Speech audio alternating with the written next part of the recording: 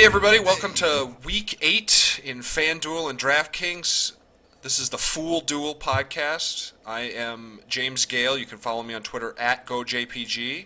And I am Ivan Lovegren on Twitter at WatchTheBreaks. And today we're going to talk about our FanDuel and DraftKings head-to-head lineups against each other. We're going head-to-head, card to card. This is what it's all about.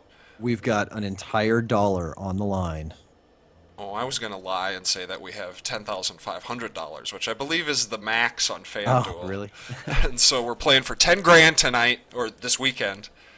And Which is the worst because I'll bet you it is for 10 grand if you do 10-5, or it's for 20 grand. And they're taking 1,000 off the top, right? FanDuel, they just know how to do it. They know how to rake. We're playing for $1.80 in profit. That's right. So we have our Which FanDuel. I need to win this week, James. You should actually bomb for me so that I have enough to play you next week. Because if I don't win, Oh, okay. I'll make some deep cuts. yeah. We'll see. Yeah, I'll be start like fighting. Alice Cooper on his radio station, just playing deep cuts. So here we are, FanDuel. My quarterback this week, Eli Manning. I like Eli against the New Orleans Saints in New Orleans. I think they're gonna pass, and I like the pick. And he's Lots my of pick people do. against you. Who is your quarterback? Heard a lot of people today in articles and podcasts were saying Eli. That's a huge. People are expecting huge things from that game, which surprises me. I have Phillip Rivers, as I mentioned in our full-length podcast, top 5 fantasy scoring quarterback this season. On FanDuel, he is at 85. I'm not sure if I have him. I don't have him in my DraftKings, so I can't. But I know on DraftKings he's really cheap. He's 6,000, I think. 6,000 even, yeah. So I really like him on DraftKings. I don't know why I didn't go with him. We'll get into that lineup later. But I have Phillip Rivers, followed up by you could have guessed this. Oh, no, you might not have guessed this. Not Devonta Freeman. Oh, in my wow. lineup. Okay. Who are your running backs? I have Todd Gurley, and then I have Chris Johnson. CJ2K, C2KJ, CJ2K. I had Gurley in when we started our Skype session, and I've edited my lineup. I do not have Gurley in anymore. Wow. My running backs are Danny Woodhead and Ronnie Hillman. Well, never fear. In DraftKings, I do have Devonta Freeman. Okay, good. Well, we'll get to that. Danny Woodhead, huh? What is he in FanDuel? I don't have him in this lineup. 6,100. So I know he's 45 on 45 DraftKings. on He's DraftKings, yeah. 61. He's been getting a ton of goal line looks for the Chargers. The Baltimore defense isn't scary at all. I don't believe in Melvin Gordon. I don't believe in Wisconsin running backs. Everybody hypes him up so much. James White, although he wasn't as hyped as Gordon. Gordon was a first rounder. James White was a late rounder, fourth, fifth round. But they're all products of their O-line. I guess this tape looked fine for Melvin Gordon, but I don't believe in him. I like Woodhead a lot more. And I think Phillip Rivers trusts him. I think the Chargers trust him. He gets those dump-off passes. I'm going with Danny Woodhead. Same so you're goes for actually Hillman. Stacked with my quarterback. Yep, Stacked so with every Phillip Rivers. time Rivers tosses a little dump-off to Woodhead. And then you got Hillman because you don't believe in C.J. Wisconsin Anderson. running backs like Monty Ball. Yeah, exactly, like Monty Ball. And I talked about Hillman a bunch on our long podcast. So we'll move on to receivers. My 3 receivers are, I went big. Odell Beckham Jr. to stack with Eli, Julio Jones, and Brandon Cooks. So I got a lot of shares of this New York Giants New Orleans game. Take the under. You're taking that under 52, I believe, is what. Well, it was. I'm not because I'm broke, but I'm just saying whatever we say, do the opposite. Fool duel. Right. So I put in my stack here also with Keenan Allen, getting lots of targets. And then I have Eric Decker, everybody's darling this week against Oakland. And then I put in my darling, sit DeAndre Hopkins, bench him. Don't touch him. Don't look at him. Nate Washington, Brian Hoyer's favorite receiver. DeAndre Hopkins has the most targets because of the first 2 weeks. Since Brian Hoyer's been playing, Washington's been getting the looks. Before this last week, everybody started paying attention. But he was super cheap, and I needed one cheap player to plug in, and I thought nothing better than Nate Washington to be that cheap go-to guy so that you can stack the rest of your lineup. And then at tight end, I went with sort of a chalk call, but I went with Tyler Eifert. Just a reminder, we don't have Thursday games, so Gronk was not available. But I've talked about how much I like Dalton to Eifert on our podcast as well. So I did plug him in here, though I skipped Dalton in this lineup. So here's what you're going to have to do this week. We're just going to have to cross Tyler Eifert out of this matchup because I haven't. I have him too. I like it. You convinced me this week talking about him. I like Cincinnati against that Pittsburgh secondary. Pittsburgh's been bad against the tight end, especially in the middle of the field. That's what I've been saying. James Harrison's been stuck covering the tight end. It works great with a slower guy, an older guy, a blocking tight end. Harrison's intelligent, but he's just not big enough and fast enough anymore to cover somebody like Tyler Eifert. Let's save our kicker for last. We'll go defense, then kicker. My defense is a piece of Monday night. I'm grabbing the Panthers. Although I hear a lot of people talking about taking the Colts in gambling situations because it's Carolina -9. 7.5. Okay, 7.5. Yeah, that's why the backdoor cover potential. Yeah. So I think I heard that it's going to be raining possibly in Carolina. It's their second primetime game in a row. I think they'll show up, and I think they're going to murder Andrew Luck. I have the Cardinals. I like them against Cleveland. Cleveland, high risk, high reward. They're going to be slinging the ball a lot because they're going to be playing from behind. That gives that secondary lots of chances for interceptions. I like them. And then, of course, my least favorite, this is why I do DraftKings and not FanDuel, I plugged in Justin Tucker for kicker. So San Diego at Baltimore. A little bit more expensive, but when I optimized my lineup, I had some room there.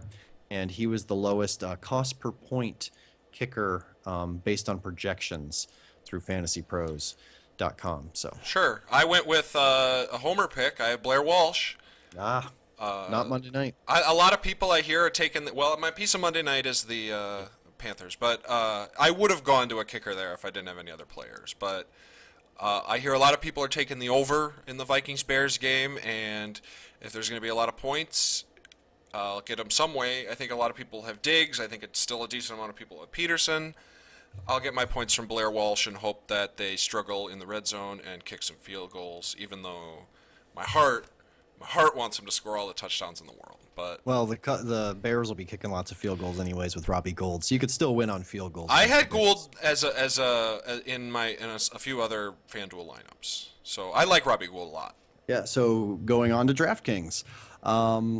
Starting off here, I like to go a little cheap on my DraftKings quarterback because quarterbacks I feel are so up and down. Even the good ones are still up and down. So I went with Brian Hoyer.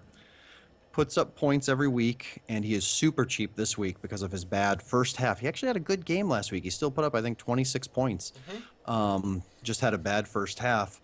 So he's 5,300. So I went with him, especially going against the Titans. They've got a battered secondary. And I think that they'll be doing a lot of passing because they do still have a strong front line. And they don't have Arian Foster. They're stuck with Alfred Blue. Yep. We both agree is a bit of a knuckle chunk. In my Fantasy Pros article this week, I suggested Brian Hoyer as a value play just because they'll have Arian Foster's not there. So they'll have to throw more. And he's really cheap on that site. I went with Andy Dalton. So it's a little bit of a chalk pick, but I like the matchup. He's in a few of my DraftKings lineups, especially in my double up and my cash game lineups. He's a solid pick. Now I don't want to scare you, and this was coming from national radio, but Colin Cowherd just this morning was talking about that matchup and how apparently Marvin Lewis's teams are usually worse after the bye. He's like 3-7-1 after a bye week. But I like That's to talk interesting. a little trash in our head-to-head. So Of course, it makes sense. I wonder how many points Marvin Lewis teams have scored after a bye. That'd be interesting too. I'd look at that more than wins and losses, just because we're trying to get points. Yeah, very true. Yeah. So my running backs are Ronnie Hillman and Danny Woodhead, same as in FanDuel. I like Woodhead even more at $4,500 in DraftKings, and he catches passes, point per reception. I think he's a no-brainer this week.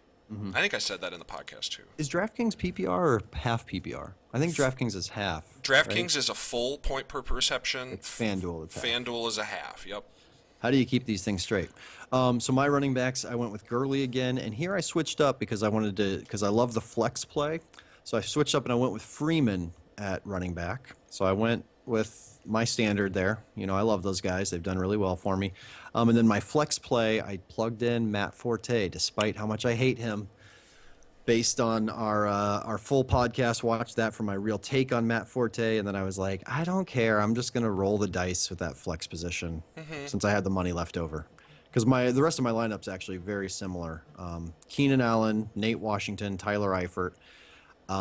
The way I did save a little money off of Eric Decker because I wanted to get him out was I went with that Tyler Lockett at wide receiver for 3,000. I made that call on our podcast. I felt like I had to stick by it, just like I'm sticking by Nate Washington. Great. So, Great. Well, my flex is Mike Evans. ooh, you called that in the podcast too. I like Mike Evans. He was enough for my flex position. And then my receivers are similar. I have Julio and Brandon Cooks again, and then I have AJ Green to do to stack with Andy Dalton. Yeah. And then my pick at tight end for the Baltimore Ravens is Crockett Gilmore. He's only $2,500. Flacco has been targeting him. He's been seeing red zone targets. San Diego has been pretty bad against the tight end. I think I like the play. And he is also going to be playing with a chip on his shoulder because he got mentioned by NFL.com on their Twitter feed. They pointed him out. They said, "Oh, look at Gilmore, getting the looks," and they misspelled his name. Oh gosh. And his former teammate, who's now the center for the Giants, actually retweeted it and made fun of them. So that's some chalkboard material or Locker room, yeah. locker room, Bulletin board. pin cushion material for his pin cushion. So Great. It'll be interesting. Who's your Might be defense? stretching on that one, but and then I did my stack. Watch our podcast for my strategy on the running back defensive stack. I have the Rams defense going, and in our full podcast, I'll explain why you want to do something like that. Play the defense with your running back. I had the Rams in, and then I switched it out. I switched it to the Panthers, so I'm going full Panthers in both of our matchups. It also gives me my piece of Monday night. So yeah, those are our plays for the week. We'll be tweeting about it. You can follow us on Twitter. You can follow me at GoJPG, and you can follow Ivan at Watch the Breaks. We'll have our names up at the bottom of the screen. You'll be able to see that. Yeah, and go on Twitter and tweet us. If you like our lineups, tweet them out to other people. Let them know these guys are smart. If you think our lineups are foolish and ridiculous, then maybe next week, follow along and we'll do a league, a little $1 league, and you can all get in and play against us. If we're take our really money. the idiots you all think we are. Yep, it'll be easy money for you guys then. Yeah. So either way, no excuse not to check it out on Twitter, retweet, and give us a little thumbs up on YouTube and on SoundCloud. And here we go.